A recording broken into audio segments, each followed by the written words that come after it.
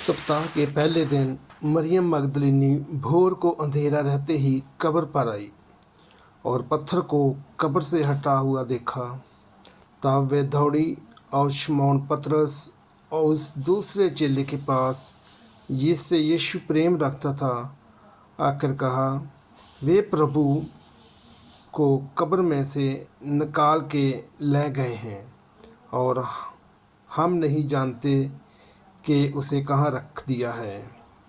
तब पतरस और वे दूसरा चेला निकलकर कब्र की ओर चले।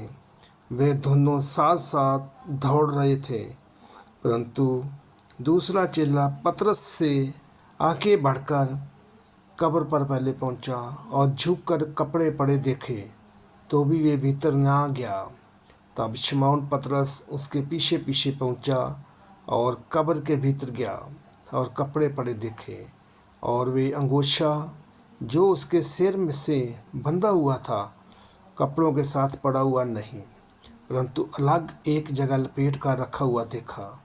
तब दूसरा चेला भी जो कब्र पर पहले पहुंचा था भीतर गया और देखकर विश्वास किया। वे तो अब तक पवित्र शास्त्र की वे बात ना समझे थे कि उसे मरे हुओं में से जी उठना होगा। तब जे चेले अपने घर लौट गए। मरियम मगदलिनी पर प्रकट होना। परंतु मरियम रोती हुई कब्र के पास ही बाहर खड़ी रही और रोते रोते कब्र की ओर झुककर दो स्वर्गदूत जो उज्जवल कपड़े पहने हुए एक को सराहने और दूसरे को पताने बैठे देखा, जहाँ यीशु का शव रखा गया था। उन्होंने उससे कहा, हे नारी, तुम क्यों रोती हैं? उसने उनसे कहा, वे मेरे प्रभु को उठा के ले गए हैं और मैं नहीं जानती कि उसे कहाँ रखा गया है।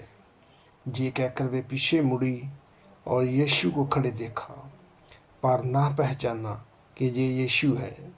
यीशु ने उससे कहा, है नारी, तुम क्यों रोती हैं? किसको ढूंढती हैं?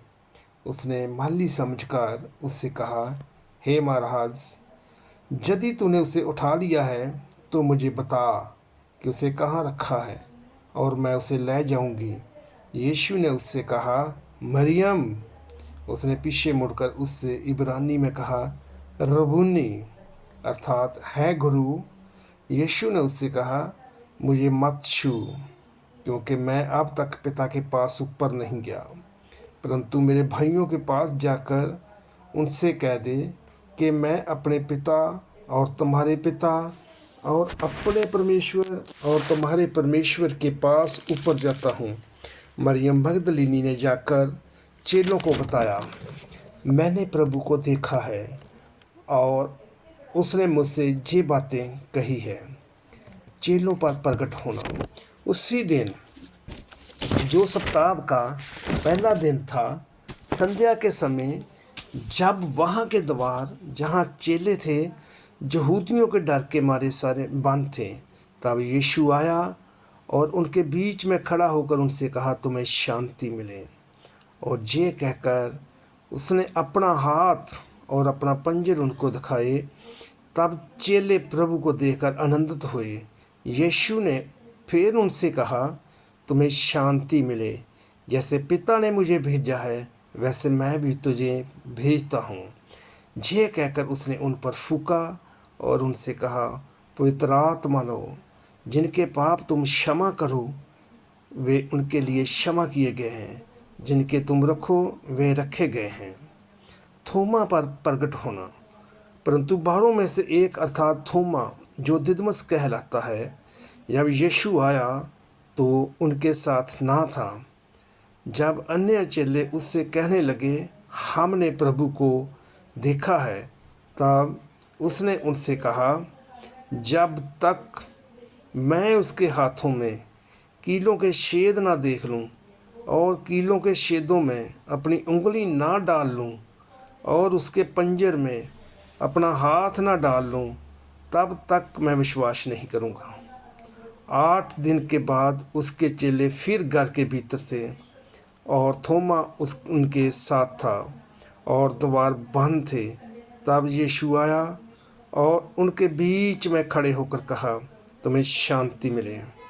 तब उसने थोमा से कहा, अपनी उंगली यहाँ लाकर मेरे हाथों को देख, और अपना हाथ लाकर मेरे पंजर में डाल, और अविश्वासी नहीं परंतु विश्वासी हो।